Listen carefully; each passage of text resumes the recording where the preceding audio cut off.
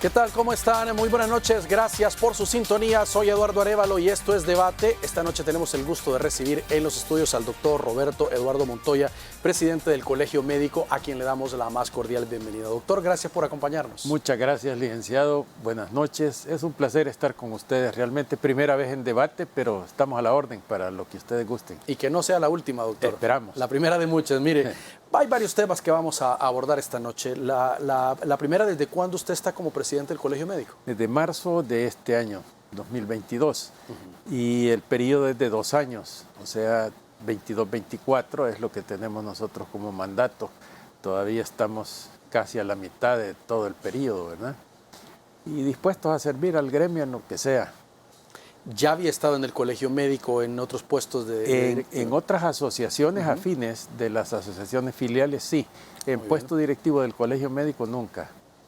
Muy bien. Doctor, es importante tener un análisis siempre técnico de monitoreo de los temas de salud, lo cual realiza a través de conferencias de prensa, a través de monitoreos, comunicados que ustedes regularmente emiten a través de redes sociales o lo dan a conocer a través de conferencias. Siempre es importante esa como contraloría de la parte que el gobierno o alguna entidad pues, puede estar realizando en este tema tan importante de la salud.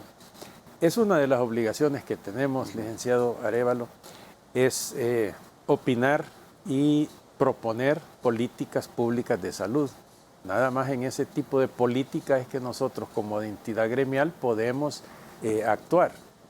De tal manera pues que ahí nos mantenemos, nos circunscribimos a lo que los estatutos nos ordenan, ¿verdad? Que es en asuntos de salud podemos opinar y proponer tanto al gobierno como a las universidades o a las entidades relacionadas con la salud. Ahora, donde han estado muy activos es en el tema que obviamente acaparó la atención del mundo de la pandemia del COVID-19. Estuvieron dando mucho seguimiento desde los primeros casos, todo el proceso de vacunación que se desarrolló hasta la etapa en la cual nos encontramos, doctor, que parecería es un momento de respiro en la pandemia sin bajar la guardia, pero los casos, gracias a Dios, ya no son ni tan graves ni tan comunes como antes. Sí, ha disminuido la frecuencia enormemente y también la letalidad inherente a la frecuencia. Entonces, sí ha habido mundialmente una rebaja, pero en Europa está queriendo haber un repunte. Esto ha quedado casi como una enfermedad endémica, como las gripes normales que tenemos, que según la estación así van, y en las estaciones frías y húmedas aumentan, etcétera, las neumonías. Entonces ha quedado así como una especie de enfermedad endémica la COVID-19. Siempre tenemos que mantener todas las medidas de precaución para evitar el contagio, el uso de mascarillas, lavado de manos, evitar que nos caigan secreciones en los ojos de la tos, etc. Entonces, de esa manera mantenemos bastante controlada la situación de la transmisibilidad. Pero siempre tenemos la necesidad de a lo mejor seguirnos vacunando periódicamente. Todavía no ha determinado la OMS si una vez al año, si 2 veces al año será la vacuna que nos tienen que estar aplicando. Ya está en proceso de comercializarse la vacuna combinada de la influenza más la COVID-19 para mantenernos alejados de este tipo de problemas. Así que, pues sí, los intentos de la salud en todos lados son mantenernos bien a la humanidad. Ahora, en este tema es importante porque ha habido un cambio, es decir, ya el megacentro de vacunación como tal, la población ya no llega, sino que se descentralizó más en los periféricos, unidades de salud, y la población pues no debe bajar la guardia. Quienes no hayan completado su esquema de vacunación pues deben hacerlo, sobre todo adultos mayores y los niños, que son los más vulnerables, o las personas con algún tipo de enfermedad. Exactamente, fíjese que no hemos alcanzado el nivel que debiéramos de cobertura, definitivamente.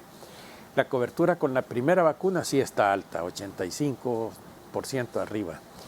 Con la segunda dosis, entonces ya bajó, 70 por ahí, y la tercera dosis anda por el 50%. Entonces la población nuestra no está verdaderamente protegida como quisiéramos, globalmente protegida. Es necesario incrementar, buscar a estos que no se han vacunado o que disminuyeron sus dosis de vacuna de 2 y de 3, entonces hay que estimularlos para que la consigan y así vamos a tener una mejor cobertura a nivel de población.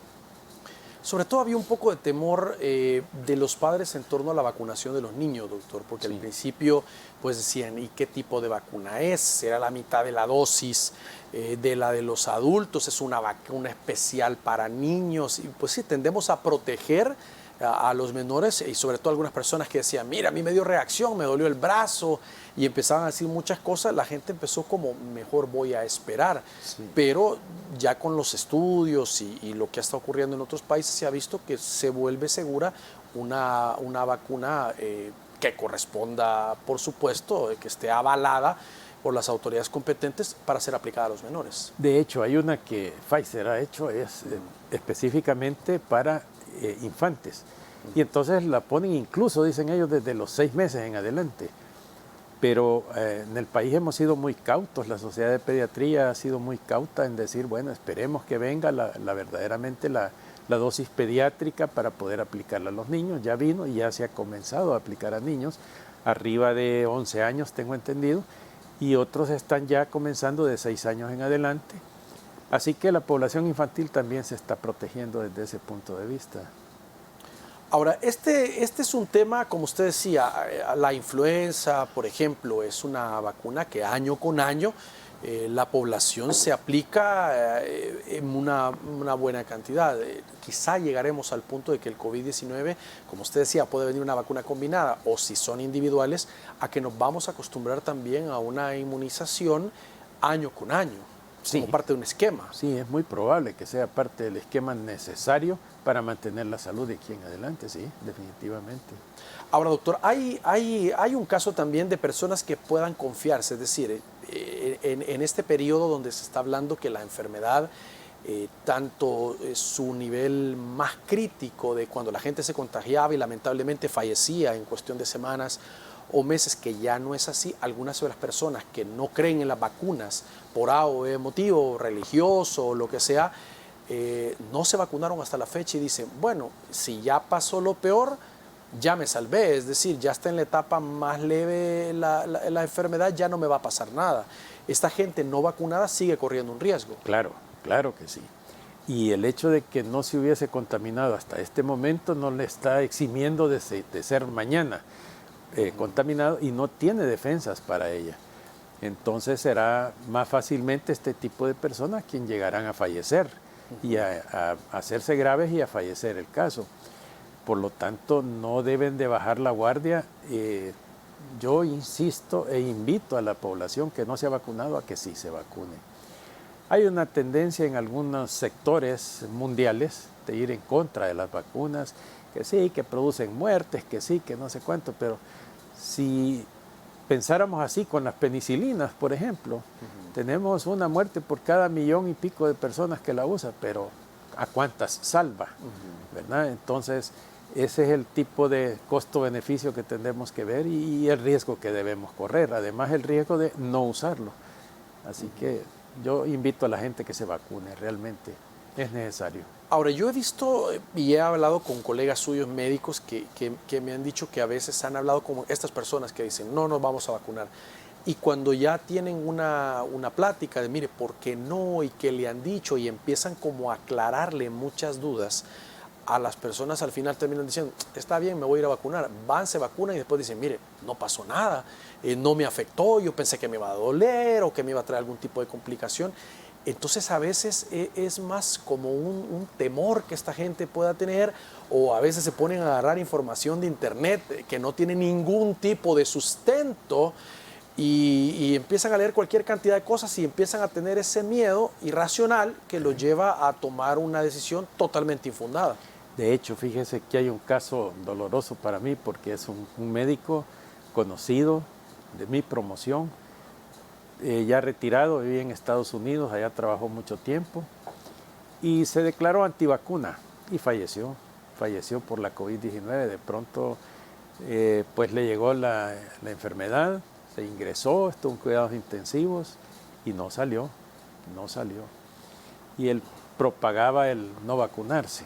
Es de verdad doloroso para nosotros contar un caso de estos, pero fue real.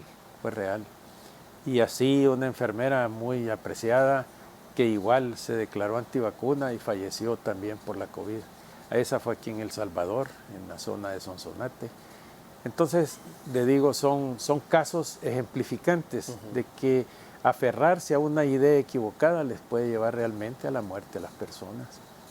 Ahora, va una tendencia, como decíamos, doctor, hacia la disminución de los casos, pero esta es una enfermedad que todavía se investiga, todavía se va descubriendo, todavía creo que hay como expectativa, por lo que he estado leyendo a nivel internacional, de las mutaciones o los variantes, porque de repente hubo un momento también que hubo un descenso en el número de casos y surgió Omicron, que si bien Omicron no generó tanto fallecimiento, pero tenía un contagio expansivo increíble, uno por cada 7, si no mal recuerdo, o más, y se empezó a desarrollar o a propagar de una forma estrepitosa en el mundo. Sí, incluso hubo personas que ya teniendo vacuna sufrieron la infección. Lo que pasa es que fue muy leve en ellos, no les dio el problema que les ha dado.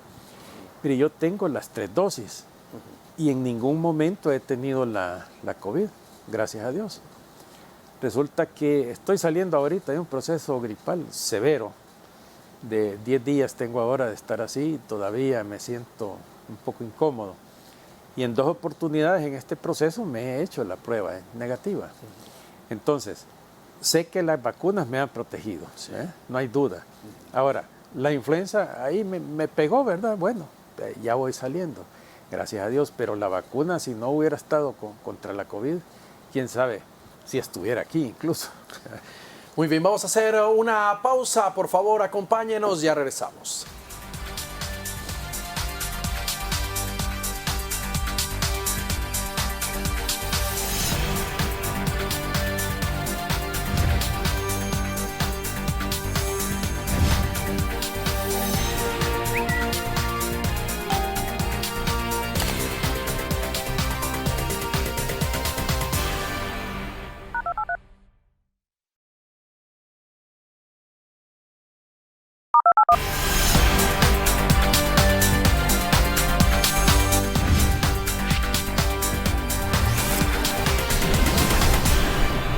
Muy bien, gracias por continuar con nosotros. Doctor, veíamos también y nos llamaba la atención un comunicado que sacaron en algunas publicaciones de miembros del Colegio Médico sobre la necesidad de reforzar la vacunación. Es decir, que en algunas enfermedades o algunas inmunizaciones a nivel de Centroamérica nos estábamos quedando atrás en cuanto a la aplicación de refuerzos de vacunas. Y eso es de poner atención como país. Sí, es que llegó un momento en que todo circulaba alrededor de la COVID-19. Correcto.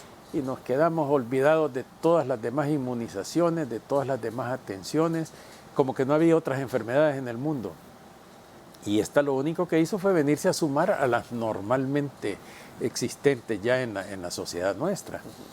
Sin embargo, fue tal el impacto y la fuerza que esto tenía que nos hizo olvidarnos de las demás. Ahora sí tenemos que retomar todos los esquemas de vacunación, sobre todo en la infancia, que es donde definitivamente se comienzan a hacer todos los estímulos inmunológicos para que la persona se desarrolle más sanamente. Entonces, cuando se dejaron de poner estas vacunas, la gente se ha descuidado. Y ahora las unidades de salud tienen la obligación, digo yo, de buscarlos, de saber quiénes no se han vacunado en su segunda o tercera dosis de cualquiera de las vacunas y completarle su esquema de vacunación infantil. En los adultos, pues ya nos vamos a nada más la de la meningitis, ¿verdad? El meningococo, y la influenza, que es prácticamente las que nos mantienen dándonos a todos la vacuna al año, que de hecho yo me pasé del tiempo y me dio la influenza, ¿verdad? pero sí tenemos que retomar todos los controles para reforzar las que necesiten refuerzo, mantenerlas siempre funcionando adecuadamente. Veía también que había algunos países que decían que podía darse, tenían temor a casos como por ejemplo de meningitis o casos de polio, por ejemplo, que pudieran darse, que en algunos sectores, en algunos países, pues no se registran casos como en El Salvador. Sí, había casos eliminados aquí, por ejemplo, sarampión, ya no veíamos, Sí. y ya se está viendo en algunos países cercanos. El sarampión mató muchos niños en su época, logramos erradicarlo, pero ya están surgiendo precisamente por esa falta de inmunizaciones. Las meningitis siempre han estado, pero de una manera más suave de lo normal, y ahora comienzan a resurgir. Entonces, es necesaria el refuerzo de la inmunización en todos los aspectos, definitivamente, licenciado. Ahora, y digamos, este rezago puede venir por falta de fondos, podría ser de repente algunas vacunas que ya con enfermedades, digamos, controladas ya no se estuvieran fabricando tanto. ¿De dónde podría partir el problema? No, yo creo que fue más que todo la distracción, llamémosle así, que nos dio la COVID, que atrajo toda la atención y entonces se dejaron las demás cosas un poco a un lado. Porque la fabricación y todo de las vacunas ha estado siempre, están disponibles. De hecho, creo el ministerio debe tener disponibles también. Lo que pasa es que se enfocaron las fuerzas en otro sentido y ahora se necesita retomar y se va a retomar con toda seguridad, sí.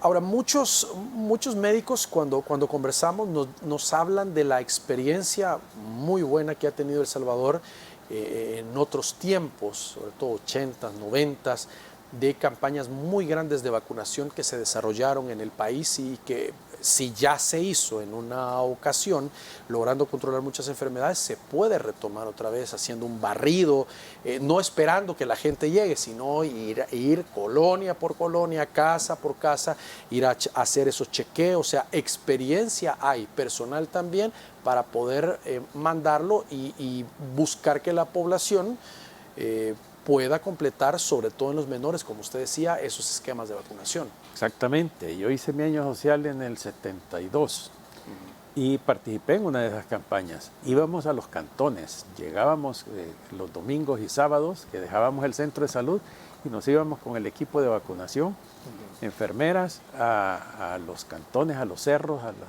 donde hubiera personas. Hablábamos con el importante de la localidad, nos reunía la gente, vacunábamos, es decir, eran campañas intensivas, sábado y domingo ocupados en eso. Y sí, se logró muy buen efecto, precisamente sarampión y viruela, etcétera. Ahora, hay enfermedades, doctor, que digamos que en los 70, en los 60, no era tan común que llegaran a nuestro país porque, digamos, el tráfico aéreo no era tanto. Ahora van las personas, hay gente que viaja hasta 2 veces por mes, sí, por tema de trabajo, por tema de encomienda. El movimiento, el flujo, la globalización hace que también llevemos y traigamos muchas enfermedades que a veces ni veíamos por estos lados. Así es, definitivamente. Cuando la globalización de las comunicaciones, digamos, se hizo más evidente, entonces el intercambio de enfermedades es de continente a continente, se van rápidamente, ¿verdad? De tal manera de que ese es otro de los factores para que tengamos que estar alertas a lo que está pasando en otras partes del mundo. Porque si está en África, dentro de poco estará aquí, y lo vemos con la viruela del mono, ¿verdad? Sí. En poco tiempo ya se está regando por todo el mundo y ya tenemos aquí 11 casos en este momento. A 13 dijo ahora, hoy sí, confirmaron que se había elevado 13. A 13, ¿verdad? Entonces, no es una enfermedad que crezca muy rápidamente su difusión, pero ya la tenemos aquí, pues, ¿verdad? Y contra esa tampoco teníamos una vacuna específica. Ahora, doctor, el tema del COVID-19 nos enseñó, bueno, ya lo sabíamos, pero casi que nos obligó a mantener, aparte del uso de la mascarilla, medidas higiénicas de lavado de mano, del distanciamiento, del uso del alcohol gel. lo cual algunas revistas médicas indican que también nos ayudó a prevenir otras enfermedades que posiblemente pudiesen haber llegado o combinado, y que con esas buenas prácticas de salud pues las fuimos alejando, que no deberían perderse a pesar de la baja sustancial de casos de COVID. O sea, la humanidad debería aprender esta lección y mantenerse ya como parte de nuestro día a día, esas buenas prácticas de salud. Claro, claro. Hay muchas enfermedades que se transmiten justamente por el tacto.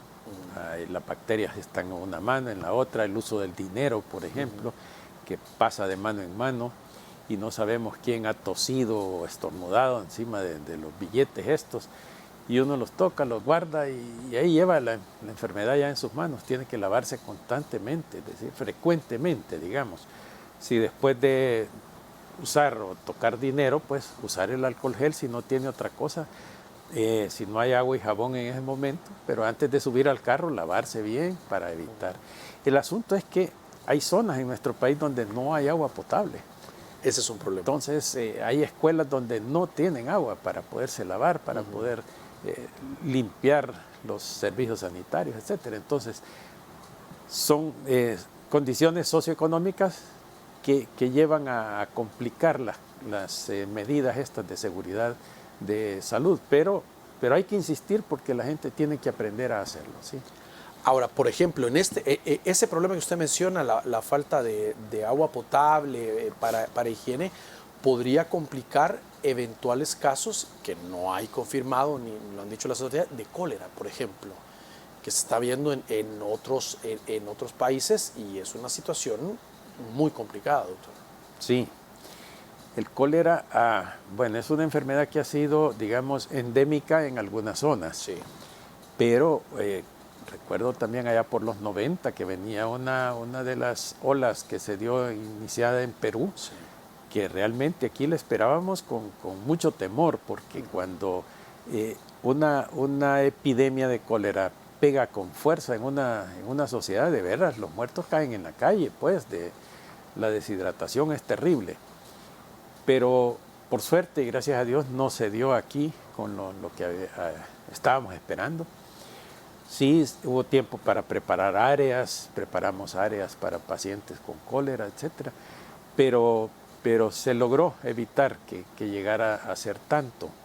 Sin embargo, las medidas de higiene eran básicas, ¿verdad?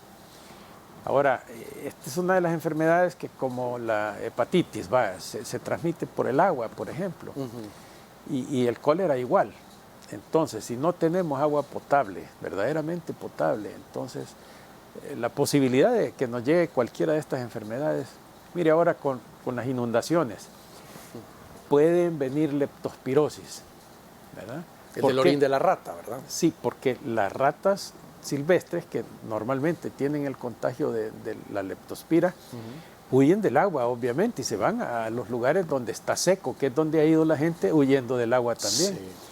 Entonces, ahí comienza a haber una contaminación por los animales hacia el ser humano. Entonces, esta zoonosis, la leptospirosis, puede diseminarse y es seria realmente, puede matar, ¿verdad? La leptospirosis es una enfermedad difícil de diagnosticar si no se piensa en ella, y aún pensándolo es difícil comprobar la presencia, y aún así el tratamiento no es fácil. Entonces la gente puede morir por leptospirosis, consecuencia de unas inundaciones, ¿verdad? Ahora, estos temas de enfermedades, es importante, doctor, tanto hacer un análisis de la parte interna, o sea, del país, como lo que está pasando en los alrededores, porque como usted dice, ahora no es, está en Sudamérica. De Sudamérica nos puede llegar muy rápido, es decir, tener un ojo fuera, estar viendo cómo lo tratan, estar viendo los medicamentos y también internamente las medidas. Y para eso las estadísticas se vuelven fundamentales, tener el control de vacunas, o sea, tener a la mano la data, ¿no? Como se dice, se vuelve fundamental en apoyo a las acciones que el gobierno, que el sector privado, quien sea, pueda desarrollar para prevenir enfermedades. Sí, definitivamente. Fíjese que, bueno, los epidemiólogos insisten. Sí. mundialmente están en comunicación prácticamente constante los epidemiólogos. Están pasándose datos, están ellos pendientes de qué es realmente lo que está sucediendo en sus lugares para alertar a los demás o incluso para pedir opinión a alguien. Los epidemiólogos nuestros han estado siempre quejándose de que tenemos pocos datos, de que nos llegan pocos datos oficiales, porque nuestros epidemiólogos relacionados con los del mundo están, ¿verdad? Pero oficiales como para sugerir acciones propias nuestras, no tenemos base para hacerlo necesariamente, porque no tenemos las estadísticas como debieran ser, ni al día, ni con la credibilidad que se supone que debiéramos tener. Eso lo han dicho ellos, todos los epidemiólogos.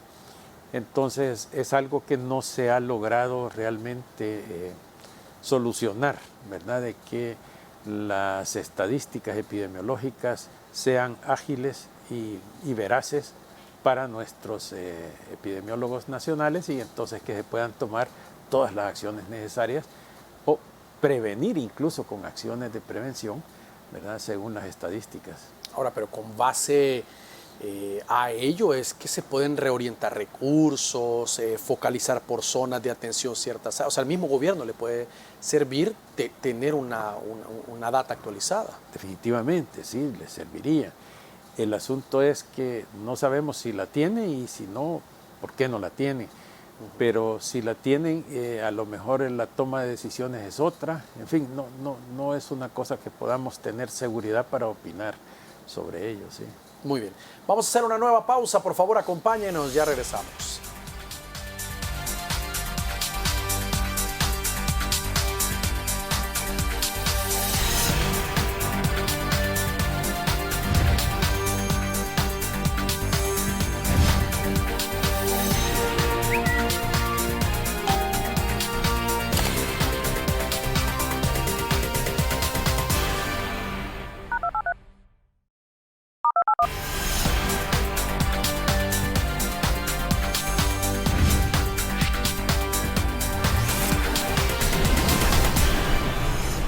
Muy bien, gracias por continuar con nosotros.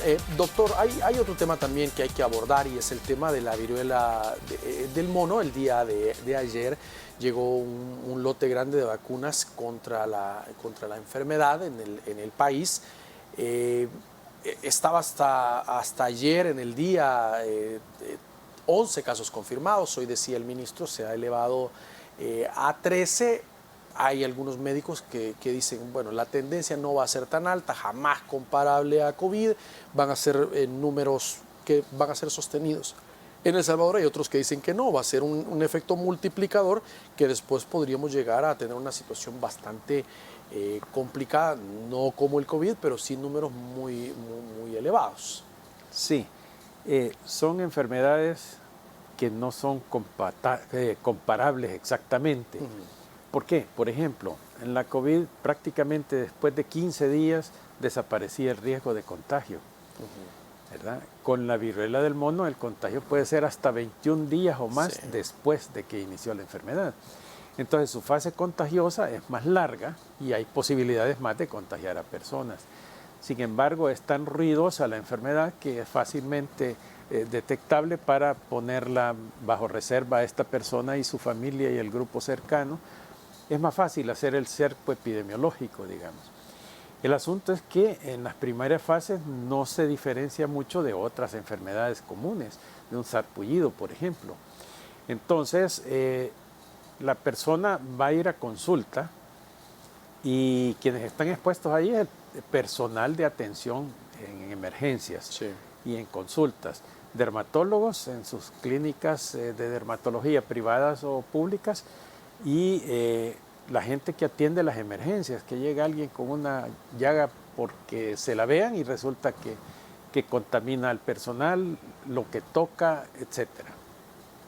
Entonces, la vacuna definitivamente viene a ser ayuda enorme, como hemos hablado de las vacunas anteriormente, y en este caso tendría... criterio nuestro es que la primera población a vacunar es la población en riesgo alto, que es la que atiende emergencias, y los dermatólogos. dermatólogos privados o públicos tienen que ser vacunados. De hecho, las autoridades dijeron, esa fue una de las preguntas de la prensa al ministro, mire, ¿a quiénes se va a vacunar? Sí. O sea, es decir, y sí mencionó al personal de salud y decía, las personas también que pudieran ser nexo de un caso confirmado. Por ejemplo, de estos 13 casos, ubicar a las personas al núcleo más cercano.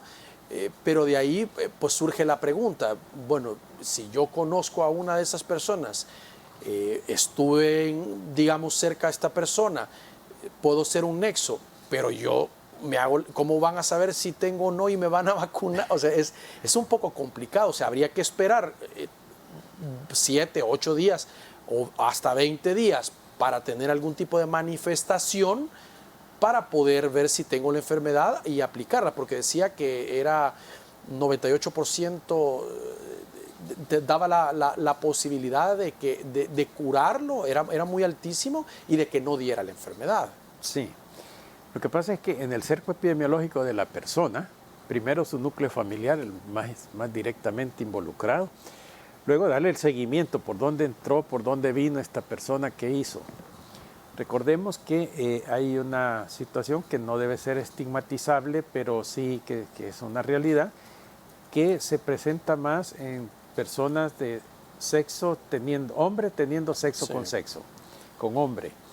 Este tipo de relación entre dos hombres es la que más está recibiendo el virus. Pero eso no quiere decir que una persona heterosexual, usted o yo, podamos en algún momento presentar la enfermedad.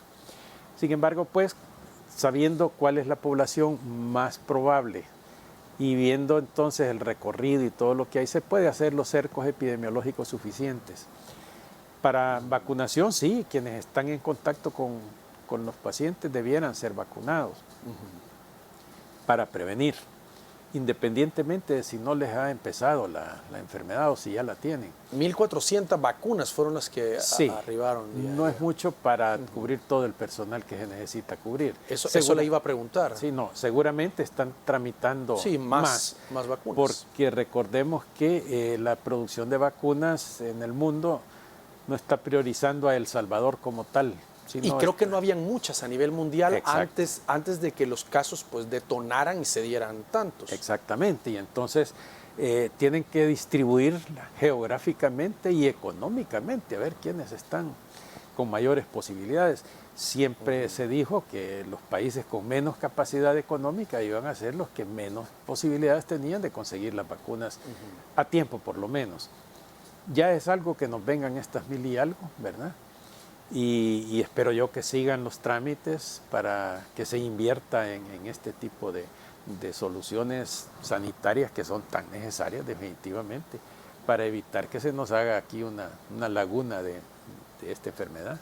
Ahora, es una situación compleja también, doctor, el hecho, digamos, no es una enfermedad altamente mortal, como fue el COVID en su momento, sino que, digamos, la letalidad es más baja y la incapacidad es muy grande. Es decir, una persona puede estar casi un mes incapacitada en su casa, y si alguien es nexo porque vive en la misma casa, porque convive en el trabajo con esta persona, y de repente, solo por sospecha, yo preguntaba si se iba 2, 3 días, me decían, no, se va al mismo tiempo. Es decir, un mes. Podrían irse 5 o 6 personas de una oficina o de una misma casa, un mes para un negocio con 10, 12 personas, casi es la quiebra. O sea, es una situación bien complicada, pero me decían también, míralo del punto de salud, que si estas personas si están contagiadas, lo que podría llegar a generar. O sea, es bien complejo el tema. Es complejo, definitivamente. Y la situación, digamos, laboral, socioeconómica para el país es tremenda la repercusión. Porque como decíamos antes, si la COVID, 2 semanas y a trabajar de nuevo y ya estuvo. Bueno, hoy 5 días, creo que a los 5 días se hace prueba y ya se puede incorporar una persona. Pero con esto tendríamos que esperar hasta el mes, ¿verdad? Por lo menos 21 días, dicen, pongámosle el mes. Sí. Ya en una fábrica, lo que sea, el impacto laboral es fuerte realmente, y el impacto económico será importante, que nos va a afectar. Ahora, doctor, sería también importante que el gobierno pueda descentralizar las pruebas, es decir, nos han dicho médicos, mire, los laboratorios en El Salvador sí tienen la capacidad para tener el reactivo y hacer la prueba. Actualmente solo Salud hace la prueba de viruela del mono, o sea, que puedan liberalizar las pruebas tal cual se hizo como con COVID para que la gente pueda llegar y de forma más expedita, pues llegar y decir, me voy a hacer la prueba y todo para no tener una sola dependencia de... Sí, quizá la forma no es liberarla totalmente, en el sentido no de restringir a los laboratorios, que todos la tengan, sino quiénes van a acceder y en qué momento. Eso es lo importante, porque si vamos a estarnos haciendo pruebas por temor, psicológicamente nada más impulsados, y yo cada semana me quiero hacer la prueba, estoy gastando inútilmente un recurso. Entonces, tiene que ser racional, ¿verdad? Educar a la población, y cuando haya una situación en que se descubre un caso o se sospecha, entonces el área esta sí sugerirle, mire, se lo podemos hacer aquí en el ministerio, se lo puede hacer afuera si quiere, ¿verdad? Pero cuando se libera así demasiado, toda la gente entra en pánico. Como sí, porque en COVID también pasó eso, había gente que medio se levantaba con un poco de... y iba y se hacían hasta 2, yo conozco gente que se hace hasta 2 pruebas por semana todavía. Así es, ¿verdad? Entonces, eso lo que hace es gastar el recurso innecesariamente. Entonces, hay que buscarle el equilibrio para racionalizar el uso del método. Y hay otro tema también, doctor, el tema de la estigmatización de la enfermedad. Eso es importante porque si la gente empieza a señalar, a decir, sobre todo por las características de las personas que presentan la enfermedad, eso puede llegar a provocar que alguien diga, no, mejor no digo, porque si no me van a hacer bullying, me pueden correr del trabajo, entonces mejor me voy a inventar al que tengo otro tipo de padecimiento y en lo que no acude a un establecimiento de salud o a hacerse la prueba, puede ir contagiando a más personas, porque entiendo que cuando ya se dan las llagas en las sábanas, en la ropa, si no tiene un cuidado en lavar aparte y en la persona que pueda lavar o él mismo, puede contagiar a más personas. Claro, esa es una de las cosas por las que se propaga la enfermedad, por negar el origen, por evitar sufrir algún tipo de estigmatización. Y entonces decir, bueno, mejor no digo y estoy pasándola aquí como que es otra cosa, hasta que realmente las cosas llegan a ser tan grandes y tan molestas que van a la consulta, pero ya es tarde. Generalmente ya han contaminado a otras personas. El ministerio tiene la obligación de educar a la población, definitivamente. Tiene que insistirles cuáles son los... primero, las poblaciones más afectadas. Segundo, los primeros síntomas, cuáles son realmente, para que la gente sin ningún temor vaya y consulte. Decirle cuál es la ventaja de consultar tempranamente y la desventaja de no consultar tempranamente. Y las consecuencias finales. Es cierto que la letalidad es muy baja, pero hay muertes también por esta enfermedad. Sobre todo si se asocian con otras, porque hay casos de VIH también mezclados. Claro. Hay registrado en otros países que puede haber una combinación y eso llevar a la muerte a una persona que puede estar estabilizada, digamos, con su tratamiento. El mismo tipo de población es el que da problemas. ¿Sí? Ahora, doctor, esta enfermedad no provoca una sobresaturación del sistema de salud tampoco, porque muchos de los pacientes de la enfermedad, incluso en El Salvador, lo dijo el ministro, pasan la cuarentena, si lo llamamos de esa forma, en su hogar. O sea, no requiere cuidados intensivos, no requiere hospitalización, estar en cuarto, sino más bien con las medidas adecuadas en su hogar. Exacto, es un tratamiento domiciliar. El resguardo es domiciliar, no requiere la mayoría de casos, como le digo, siempre hay uno grave que llega hasta morir, pero la mayoría de casos no requiere hospitalización. Entonces no hay sobrecarga directa al sistema de salud como tal. Hay sobrecarga en el sentido de más planes educativos, más vigilancia epidemiológica. La vacunación es una carga también económica que nos trae, pero fuera de eso, pues más que todo será la carga económico-social para el país en la parte laboral, lo que nos va a dar problemas. Las incapacidades. Que esperemos que sean lo mínimo posible, ¿verdad? Muy bien, vamos a hacer la última pausa del programa. Por favor, acompáñenos, ya volvemos.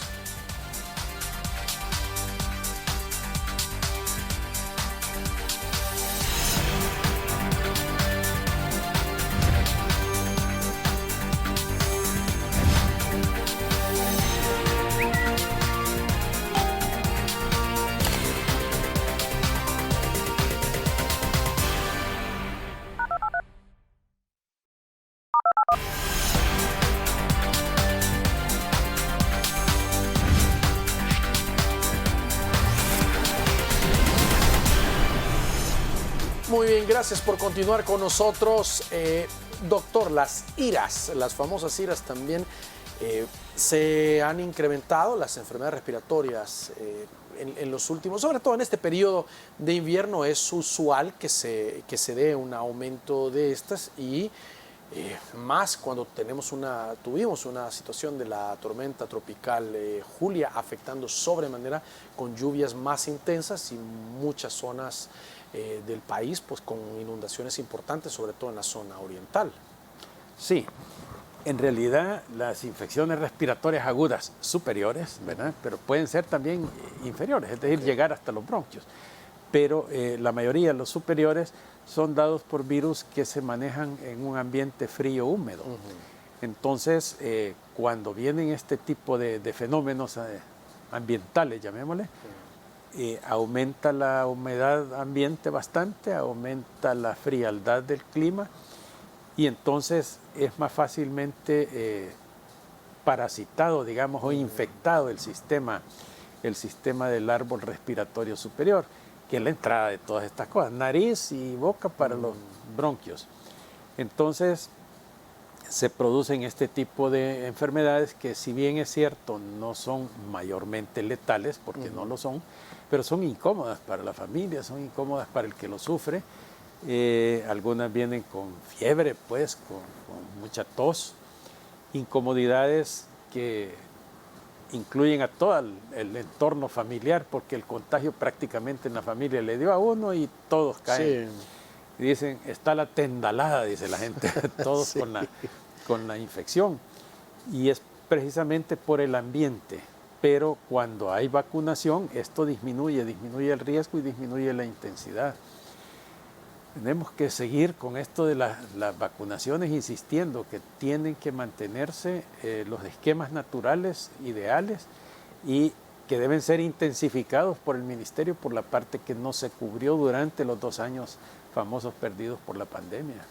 Ahora, en el tema de la gente afectada sobremanera por las lluvias, doctor, usted nos decía, vaya, uno de los temas que podría desencadenar son los casos de leptospirosis, ¿sí? Por las ratas que puedan salir. ¿Qué otro tipo de problemas se puede dar? Por ejemplo, en la piel habían reportado problemas que podrían darse con hongos en la piel por la acumulación de tanta agua también. La misma humedad, si usted ve los videos, las personas están con los pies y las piernas en el agua. Sí. Y esto favorece la humedad, que se vaya desfaselando la parte más externa de la piel, la epidermis, se ve desfaselando, y entonces los hongos, que están por todos lados definitivamente, tienen entrada y ya se adhieren a la piel y comienzan su infección fúngica. Así que es una de las enfermedades que pueden darse, son las de la piel, todas las enfermedades dermatológicas por humedad, ¿verdad? Está también, hablábamos, la leptospirosis y el cólera, mucho por las aguas servidas que andan por ahí circulando. Y las enfermedades gastrointestinales, escuchaba que también, ¿verdad? También están, porque dentro de ellas el cólera, pero están todas las demás parasitarias que ahí están circulando en esa agua. Las personas están en un ambiente frío y húmedo prácticamente todo el día, pues están con medio cuerpo en el agua, sus cubiertas están húmedas. Entonces favorece las infecciones respiratorias agudas superiores, las dermatológicas, las gastrointestinales definitivamente.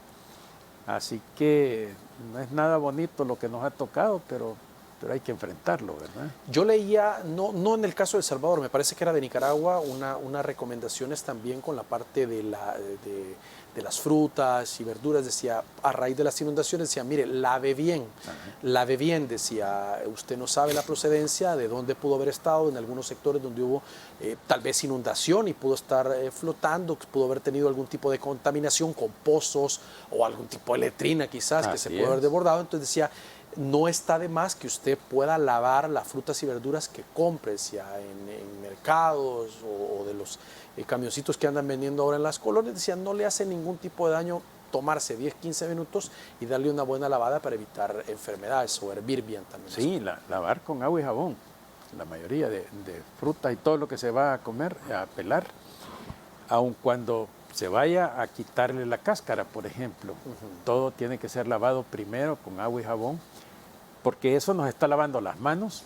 Al que lo está haciendo, en primer lugar, le deja las manos limpias y limpia la verdura, la fruta, todo lo que se va a cocinar. O comer crudo, por ejemplo, el pepino, etcétera. Tienen que ser lavados con agua, desde luego, agua potable y jabón, ¿verdad? Es lo mejor.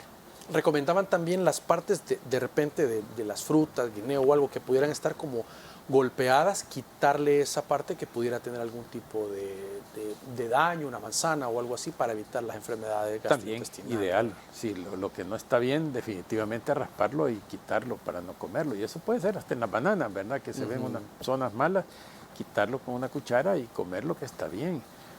Porque nos estamos protegiendo definitivamente y tenemos que ser, como dijera yo, objetivos. Esto me puede hacer daño, entonces no lo voy a usar, ¿verdad?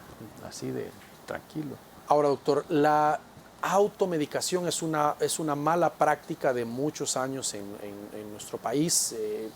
Hasta en supermercados o en cualquier lugar la gente compra medicamentos y empieza a tomarlos a diestra y siniestra. Este es un tema mejor, sobre todo en el caso de los menores de edad, a irlo dejando. O sea, si alguien ve a una persona con un proceso gripal, bueno, usted nos decía que estuvo bastante mal de salud, de repente ver a un niño con una situación que le cuesta respirar o un tipo de problema muy complicado, es de llevarlo a una unidad de salud, es de llevarlo al médico privado o a cualquier tipo de consulta. Pero lo que no puede hacer es decir, esto me cayó bien a mí o le cayó bien al vecino, entonces yo le voy a suministrar este medicamento. Es de llevarlo porque puede ser que cuando lo lleve ya sea un cuadro muy complicado. Exacto, sobre todo en los niños se complican más rápidamente, en primer lugar. Entonces, cuando comienza un cuadro de infección respiratoria superior y dicen, no, es una gripita y le vamos a dar cualquier cosa, puede ser que sí, pero si en 2 o 3 días el niño sigue igual o empeora, si la tos se hace ya definitivamente que no lo puede detener el niño con la tos, ni comen por estar tosiendo, entonces ese niño sin retraso alguno tiene que llevarlo a una consulta, a unidad de salud, a hospital, a donde quieran, a una clínica privada, porque rápidamente puede ser una neumonía y las neumonías sí están cobrando muchas vidas en el país. Entonces, la neumonía infantil es una de las grandes causas de muerte de niños. Así que no se atengan todos los señores y padres de familia. Tenemos la obligación de proteger la vida de nuestros hijos, llevarlos tempranamente a una consulta. Doctor, ¿cuál podría ser o cuáles son algunas características para identificar que podría ser una neumonía y no una gripe fuerte, por decirlo así? Sí, no, más que todo cuando se está complicando es cuando hay dificultad respiratoria. El niño le cuesta respirar, se le retrae debajo de las costillas cuando quiere respirar y no puede, ¿verdad? Se retraen también los músculos alrededor de las costillas y se le ve el esfuerzo respiratorio. Ahí ya está bien complicado. El asunto es evitar llegar a ese momento. Cuando el niño tose con demasiada frecuencia, con una flema que puede ser amarilla, verdosa, pero que le cuesta expulsarla. Y como le digo, el niño se ve decaído, ¿verdad? Pierde dinamismo, sino que solo quiere estar sentado o acostado. Ese niño está en un estado grave. Además, la fiebre, que usualmente acompaña estas cosas hasta 38 grados, ya puede ser una fiebre que pasa de 38. Y entonces, fiebre arriba de 38, más dificultades para toser mucho, a consulta, porque puede ser una neumonía que se está en desarrollo. Ya cuando llegan así, con el tiraje que llamamos nosotros, Sí. tiraje subcostal, etcétera, ya ahí nos cuesta mucho más que salga el niño adelante, ¿verdad? Llegan hasta respirador y todas las demás cosas. Entonces es preferible llegar temprano para no tener que lamentar la muerte de un bebé. Y mucho menos mandarlo a estudiar de esa forma. Ah, ¿verdad? no, O sea, porque además va a contaminar a todos los compañeros y profesores. sí, menos mal que ya estamos terminando el año escolar, pero sí son recomendaciones importantes para que los padres pues, lo puedan tomar en cuenta. Doctor, gracias por acompañarnos esta noche y compartir la visión del Colegio Médico y hablar de temas importantes en el área de salud para nuestro país. Ha sido un gusto, licenciado Arevalo, estar con ustedes y con toda su audiencia. Muchas gracias. La primera, pero no la última, doctor. Esperamos. Muy con bien. gusto. Y gracias a ustedes por su sintonía. Que descanse en su cita con nosotros el día de mañana. Los esperamos.